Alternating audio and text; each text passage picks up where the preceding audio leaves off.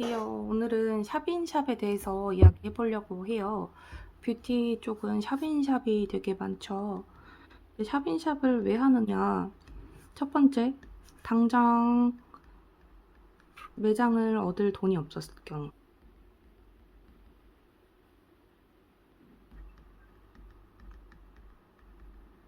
그리고 두 번째, 어, 배운 지 얼마 안 돼 갖고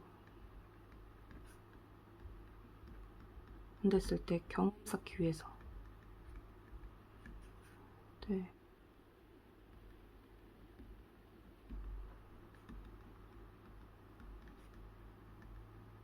보통은 이런 이유라고 생각을 해요. 당장 내가 매장을 차리고 싶은데 돈이 없을 때, 그리고 이랬을 때, 그리고 지금은 또 코로나 때문에 걱정돼서 뭐 이런 것도 다 되는데도 이 이유 때문에 하시는 분도 있다고 생각은 해요.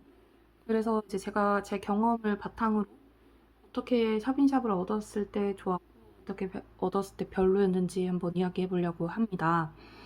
첫 번째는 어, 보증금이 있는 데가 있고요. 보증금이 없는 데가 있어요. 이거는 우리가 들어가는 입장이라고 하면 보증금이 없는 게 더 낫겠죠. 왜냐면은 나올 때 좀 부담감이 좀 덜하죠. 물론 이게 뭐 서로 간의 약속이기는 한데 또 아무리 계약서를 쓰고 뭐 한다고 해도 조금 내가 섣불리 뭔가 나가고 싶을 때 나오지 못하는 그런 거? 근데 뭐 서로 잘 맞고 했을 때는 뭐 보증금은 나쁘지 않다고 생각해요.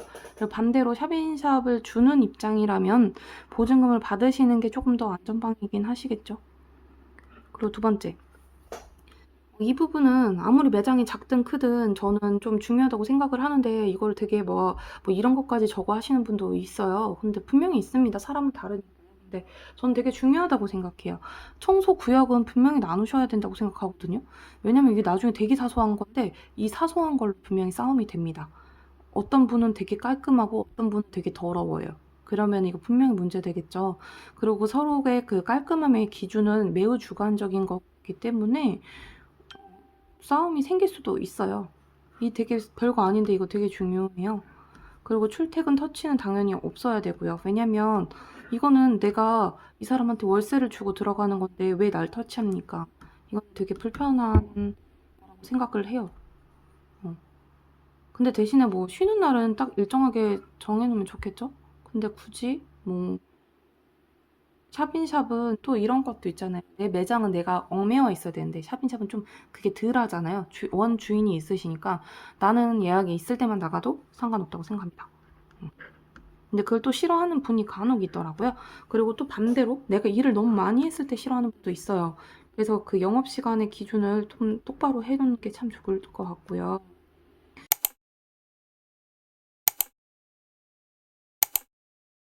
그리고 다섯 번째, 당연히 그 위치 파악을 하셔야 되는데, 어, 무턱대고 무보증에 뭐 월세가 저렴하다 그래서 들어갔어요. 근데 위치가 상권이 별로면 아무리 월세가 저렴해도 내가 버리는 돈이 되겠죠? 그래서 이건 좀 조심하셔야 될 것 같고. 그리고 계약금을 걸기 전에 이 원장의 말과 계약금을 걸고 나서의 원장의 말이 달라질 수 있어요. 그럼 차라리 저는 경험상 계약금을 버리고 나는 게 맞지 않았나 싶어요. 저는 좀 이걸 선택해가지고 지금 좀 그러긴 한데 개인적으로는 그냥 계약금을 포기하더라도 그냥 이렇게 하는 게 낫지 않나 싶어요. 그리고 계약 기간은 보통 3개월에서 6개월 사이로 해주시는 게 좋을 것 같아요. 그냥 이 기간 되면은 그냥 무조건 나오는 걸로 일단 잡아두시는 게 속 편하지 않을까 생각돼요. 나오기 한 달 전에 말씀드리거나 뭐 아니면은 내가 뭐 이 기간 안에 나오면은 뭐 월세에서 그 보증금에서 깐다든지 아니면은 뭐 어떤 방안을 제시해서 최대한 하여튼 3개월에서 6개월로만 일단 잡고 가시는 게 서로 무난하지 않을까 싶습니다. 원래 알고 정말 난 이 사람하고 너무 잘 맞다 하시면은 뭐 1년도 괜찮겠죠? 근데 굳이 뭐 샵인샵을 이렇게까지 길게는 별로 경험상 추천하지 않고요. 어, 또 뭐가 중요할까요?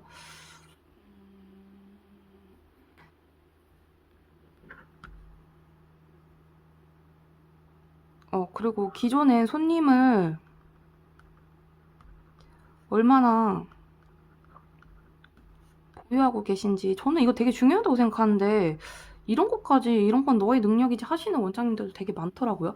그럴 거면 내 샵 차려서 들어가지 내가 뭐하러 샵인샵을 들어갔겠어요. 안 그래요? 저는 좀 그렇게 생각해요. 내가 이 사람한테 자리를 주더라도 내가 어느 정도 보유가 되어 있어서 너하고 으쌰으쌰 해보고 싶다. 그래서 내가 너를 초반에는 이만큼 밀어줄 능력이 나는 있다라고 하는 것도 솔직히 내가 월세를 더 받을 수도 있는 거고요. 그렇지 않을까요? 그리고 처음부터 손님이 없으면 없다고 솔직하게 까시는 게 맞지 않을까 싶어요. 손님이 많다고 구라쳤는데 막상 가니까 뭐 밀어주는 것도 없고 손님이 실질적으로 아예 그 원장님 자체가 있는 것도 아니고 월세는 월세대로 나가고 그래서 월세를 채우려고 불러쓴 게 눈에 보이는데도 뭐 굳이 아니라고 우기시면 뭐 답은 없죠. 그냥 이따가 나오시는 수밖에. 그리고 샵인샵은 보통 사업자를 내지 않잖아요. 근데 사업자를 내고 하는 걸 저는 개인적으로 추천을 드리고요. 영업신고증이라도 내서 하시면 조금 더 편하지 않을까 생각됩니다. 근데 영업신고증 내는 게 조금 까다로워졌더라고요. 그래서 어쨌든 사업자라도 있으면은 네이버 플레이스를 등록할 수 있기 때문에 그런 점이 좀 도움이 될 것 같아요. 이 사업자가 없으면 네이버 플레이스 내기가 조금 힘들거든요. 물론 이런 경우는 있어요. 상가가 엄청 커가지고 막 5층 이상의 건물이야. 막 3, 4층 이상의 건물이라서 한 층에 나 혼자만 있는 게 아니라 한 층에 막 여러 건물이 있으면은 내가 사업자가 이 주소지로 꼭 안 되어 있더라도 플레이스는 가능할 때도 있거든요. 네이버 플레이스는. 근데 만약에 상가가 1층 상가에 난 여기 하나밖에 없어. 아, 그러면은 이거 플레이스 등록이 안 돼요. 근데 거기다가 이 기존 원장님이 만약에 이 플레이스라든지 이런 활용법을 모르고 내가 원장님 거에다가 있는 계약 기간 동안은 이 플레이스에 같이 적어도 되는지를 확인을 안 받았을 때 네이버 플레이스 홍보를 아예 못하기 때문에 그 점이 되게 저는 불편하더라고요. 안 그러면 내가 네이버 블로그라든지 인스타는 무조건 요즘 깔고 가는 거라고 하지만 저는 플레이스도 무조건 깔고 가야 되는 시대라고 생각하거든요. 근데 이거를 못한다는 게 굉장히 불편하더라고요. 지금 굉장히 불편합니다, 저는. 그래서 말씀드리는 거예요. 이런 실수하지 마시라고. 그래서 총 뭐 한 8개 정도를 정리해봤는데요. 보증금, 그리고 청소 기준, 출퇴근 기준, 그리고 영업시간. 그리고 5번째가 뭐였을까요? 위치. 그리고 6번째가 계약금을 해서 까는지 뭐 아니면 뭐 어떻게 할지 이거 내용이었던 것 같아요. 그리고 7번째가 기존 손님을 얼마나 보유하고 계신지 서로 나도 내가 뭐 보유하고 있으면 서로 이렇게 공유하면 좋지 않을까요? 근데 내 손님만 공유한다면 그것 또한 억울한 일이겠죠? 그리고 사업자랑 영업신고증 내시는 게 되도록이면 좋다. 왜냐면 카드 문제도 있고 또뭐 그런 것도 있기 때문에. 그리고 이제 9번째로 네이버 플레이스 이게 이제 8번째가 9번째랑 같은 거죠. 네이버 플레이스 등록을 하시는 게 좋다. 그리고 블로그, 인스타 이런 것도 좀 알고 있는, 기본적으로 너무 무지한 원장님과 함께 하기는 조금 힘들지 않을까 싶어요. 물론 개인 광고 시대라고 생각합니다. 샵인샵이 무조건 의지하는 건 아니에요. 근데 서로 잘 먹고 잘 살자고 하기 위해서 하는 게 샵인샵인데 굳이 도움도 못 주는 샵인샵을 찾아서 내가 월세를 줘감해 다닐 필요가 있나 싶어요.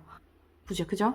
그럴 바에는 혼자 그냥 상가를 얻어서 하시는 게 낫지 않을까 싶습니다. 샵인샵은 뭐 어떻게 생각하실지 모르겠는데 서로 상조하자고 하는 게 저는 샵인샵이라고 생각해요. 내 손님도 그쪽 원장님 손님도 서로 공유를 해서 서로의 매출에 좀 도움이 되고자 으쌰으쌰 하는 게 샵인샵이라고 생각하기 때문에 오늘 준비해 보았습니다. 물론 반대 의견이 당연히 있으실 거라고 생각해요. 근데 제 의견과 제 바탕은 경험에서 제 경험 기준으로 나오는 거기 때문에 굳이 반대 의견은 제가 듣지 않도록 하겠습니다. 그럼 이만 안녕.